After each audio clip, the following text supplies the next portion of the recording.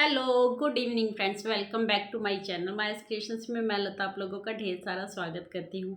तो फ्रेंड्स अभी इवनिंग हो चुकी है, मतलब 5:30 नहीं शायद ज़्यादा हो गया टाइम, मैंने देखा नहीं सीरियसली बताऊँ।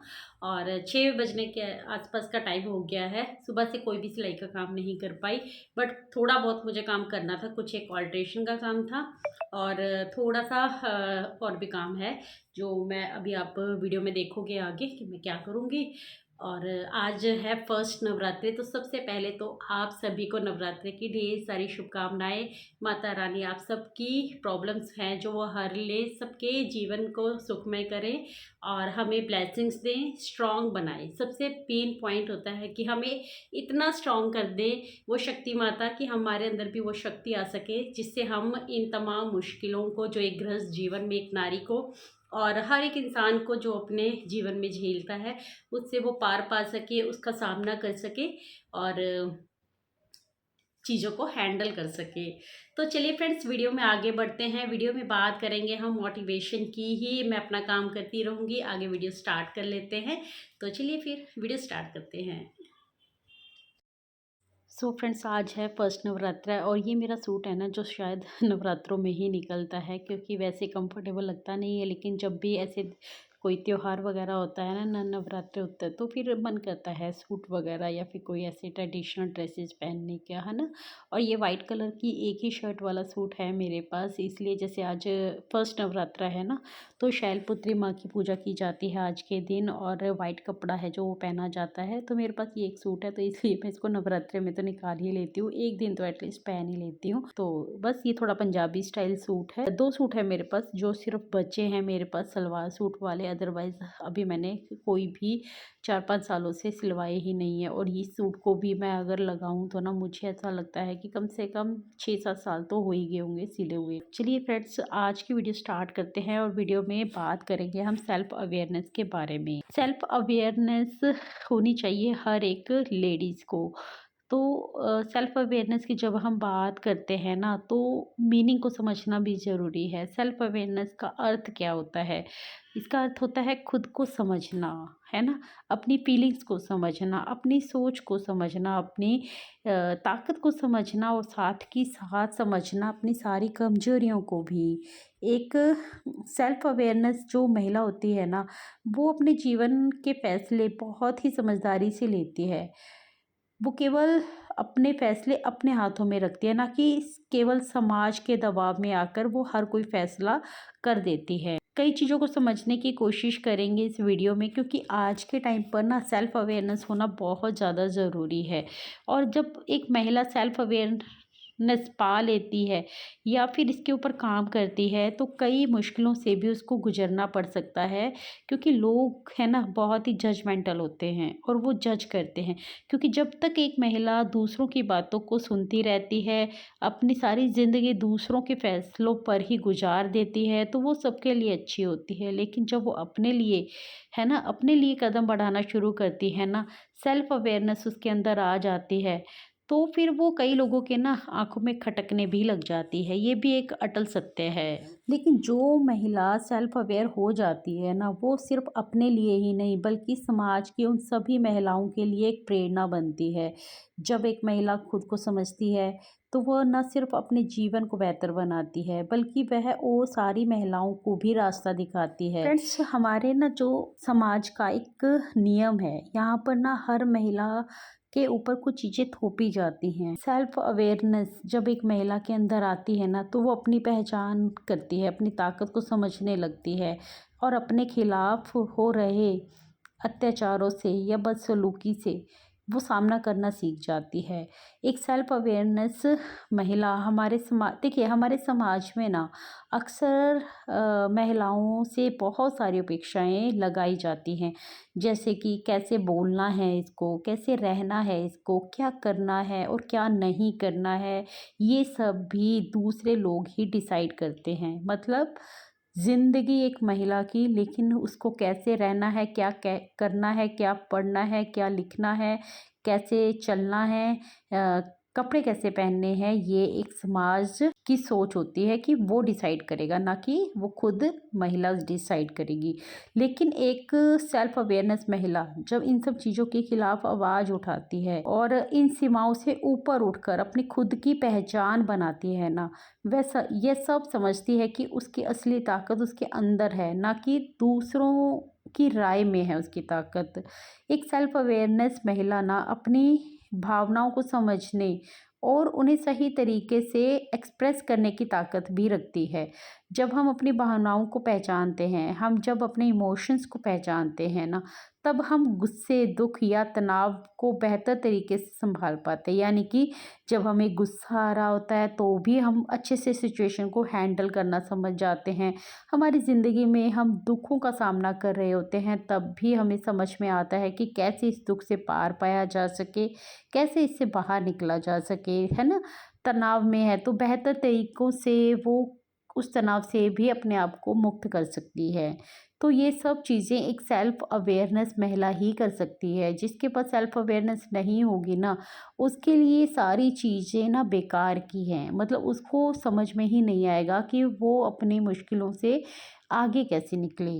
एक पॉइंट को ना क्लियर करने की कोशिश करेंगे, फिर से शुरुआत करना। देखिए फ्रेंड्स, फिर से शुरुआत करना तो हर कोई चाहता है, लेकिन फिर से शुरुआत करना कभी भी ईज़ी बिल्कुल नहीं होता। ये एक ऐसी नई किताब के पहले पन्ने जैसा होता है, जहाँ सब कुछ साफ और हल्का तो होता है, पर समझ में कुछ नहीं आता, है ना? ये उन हाथों से शुरुआत करने जैसा होता है, जिन पर पुराने जख्मों के निशान अभी तक ताज़ा होते हैं। लेकिन यही सच्चाई है कि आप टूटी हालत में भी आगे बढ़ सकते हैं। यस, टूटी हालत में भी आप आगे बढ़ सकते हैं। You don't need to be fully healed to start again.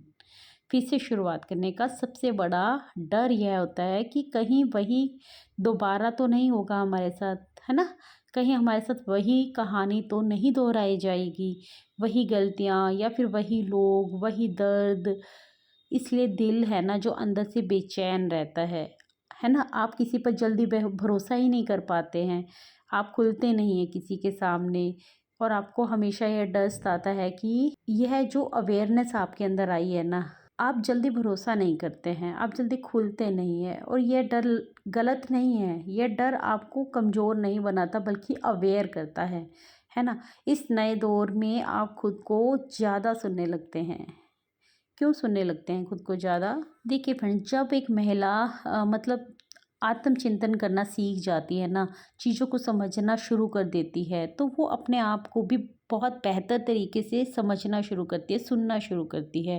पहले आप सिर्फ क्या करते हैं, आप दूसरों को ही प्रायोरिटी पे रखते हैं, है ना? दूसरों की ज़रूरतों का ख्याल रखना। अब आप अपने लिए सोचना शुरू करते हैं, है ना? अब आप अपने सिग्नल्स को पढ़ना सीखते हैं। थकान, बेचैनी, इन सब की ऊपर आप ध्यान रखते हैं। आपको समझ में आने लगता है कि आप भी थकने लगी है, आप भी बेचैन होने लगी हैं। ये सब वार्निंग साइंस होते हैं फ्रेंड्स, जिन्हें आप इग्नोर पहले करते आते हो, लेकिन अब आप उन्हें इग्नोर नहीं कर पाते हो। This is called self awareness, है ना? और यही आपको पुराने पैटर्न्स में लौटने से बचाती है। मतलब आपको फिर वैसी ज़िंदगी जैसी कि आप अभी तक जीते आए, सिर्फ़ दूसरों का ख़्याल रखना, दूसरों के लिए जीना, अपनी थकान, अपनी बेचैनी को दूर रख देना, साइड पे रख देना, फिर भी लगे रहना, है ना? फिर अब आप ना इन सब चीज़ों को करते नहीं हो, है ना? मतलब आपके अंदर सेल्फ अवेयरनेस आ जाती है। लेकिन जब आप इस फ़ेज़ में होते हो ना, तो बहुत से लोग हैं ना, आपको मतलबी भी समझने लगते हैं। उनको ऐसा लगता है कि ये कैसे अपने बारे में सोच रही है ना? वो कहते हैं ना कि जब तक हम दूसरों का ख़्याल रखते हैं, दूसरों के बारे में ही सोचते रहते हैं, तो लोगों की नज़रों में हम बहुत अच्छे होते हैं। लेकिन जब हम अपना ख़्याल अपने लिए भी सोचना शुरू करते हैं, तो कहीं न कहीं हम लोगों की नज़रों में खटकते हैं। ये सच्चाई है। क्या हम दूर हो जाएँ इन सब चीज़ों से? नहीं। फिर से शुरुआत करना यह नहीं कहता है कि आप अतीत को मिटा दें, बिल्कुल मिटा दें आप अतीत को। इसका मतलब यह है कि आप अतीत को अपनी पहचान ना बनने दें, है ना? मतलब जो आपने अभी तक सहा, जो आपने थकान, बेचैनी सिर्फ़ अकेले फ़ील की, किसी ने आपका साथ नहीं दिया, आप बस लगे रहे, तो आप उस अतीत में वापस लौटना नहीं चाहते हैं, है ना? बहुत सारे फ़ेज़ आते हैं एक लेडीज़ की ज़िंदगी में, इसके ऊपर भी मैं एक अलग से सेपरेटली वीडियो बनाऊँगी ज़रूर से। बहुत अच्छा टॉपिक है और आपको बहुत पसंद आएगा। मैं बनाऊँगी जल्दी इसके ऊपर वीडियो कि किन-किन फ़ेज़ से हम गुज़रते हैं, कब हम लोगों की हर एक कहते हैं ना जायज़ नाजायज़ मांग फरमान को सुनते रहते हैं, एग्री करते रहते हैं, हाँ जी हाँ जी करते रहते हैं, अपनी गलती ना होते हुए भी हम लोगों से माफ़ी मांगते रहते हैं। लेकिन सब्र का बांध एक ना एक दिन टूटता ज़रूर है। वो फेज़ भी हमारी ज़िंदगी में आता ज़रूर है जब हम ना कहना सीख जाते हैं, जब हम बाउंड्रीज सेट करना सीख जाते हैं। इसी को ही कहते हैं सेल्फ अवेयर होना, है ना? तो ये गलत क्या है? क्या सारी ज़िंदगी सिर्फ़ दूसरों के इशारों पर नाचते रहना ही ज़िंदगी है? तभी हम अच्छे कहलाएँगे, तभी हम सही कहलाएँगे। तो फिर ऐसी अच्छाई और ऐसी सच्चाई का क्या ही फ़ायदा, है ना? जो सिर्फ़ आप दूसरों के हाथों की कठपुतली बनकर रह जाएँ। वो किसी ने बहुत ही सुंदर बात कही है कि past becomes a lesson not a label. देखिए फ्रेंड्स, कौन आपकी सपोर्ट में है, कौन आपके खिलाफ है, इन सब चीज़ों की पहचान भी इंसान को सिर्फ वक्त ही करवाता है। सिर्फ वक्त पर ही सपोर्ट का पता चलता है। मतलब सपोर्ट सिर्फ वक्त का नहीं, एहसास का भी होता है। हर रिश्ता कई इम्तिहानों से गुजरता है। कभी खुशियाँ आती हैं, कभी मुश्किलों का तूफान आता है हमारी ज़िंदगी में। ऐसे में किसी रिश्ते की असली पहचान सिर्फ प्यार से नहीं बल्कि सपोर्ट से समझी जाती है ना? सहारा और साथ समझा जाता है। सपोर्ट का मतलब ये बिल्कुल नहीं होता कि आप सिर्फ खुशियों में एक दूसरे के प्रति ताली बजा सकें। असली सपोर्ट तो तब दिखता है ना जब हालात उल्टे हों, है ना? दुनिया आपके खिलाफ हो, दुनिया साथ छोड़ चुकी हो आपका और फिर भी कोई है आपके साथ जो बहुत ही मजबूती के साथ खड़ा हुआ है आपके साथ। जब दुनिया आप पर शक कर रही हो या दुनिया आपको धिक्कार रही हो, जब वह लोग आपके पूरी तरह खिलाफ हो, फिर भी कोई कहने वाला हो कि मुझे तुम पर यकीन है, मुझे तुम पर भरोसा है, मैं हूँ तुम्हारे साथ। जब आप थक कर गिर जाएँ, है ना? जब आप थक कर गिर जाएँ, कोई चुपचाप हाथ बढ़ाकर आपको सँभाल ले और कहे मैं हूँ तुम्हारे साथ। जब पूरी दुनिया खिलाफ हो ना, लेकिन एक इंसान आपके लिए ढाल बनकर खड़ा हो जाए ना, तो यही है असली सपोर्ट। सपोर्ट का मतलब सिर्फ़ मुश्किल घड़ी में हाथ थामना नहीं होता है, बल्कि हर उस पल पर साथ देना होता है जब आप खुद अंदर से टूट चुकी होती हैं, आप अकेला फ़ील कर रही होती हैं, तब कोई आपका साथ देना, वो होता है सच्चा सपोर्ट। और ये मिलना इतना आसान नहीं है क्योंकि लोग आपको जब तक प्यार करते हैं जब आप उनके काम आ रहे होते हैं या फिर आप सिर्फ़ उनकी हाँ में हाँ मिला रहे होते हैं। जब आप अपना वर्ज़न, अपना नज़रिया दूसरों के सामने रखना शुरू करते हैं ना, तो मुझे ऐसा लगता है कि सब लोग खिलाफ हो जाते हैं।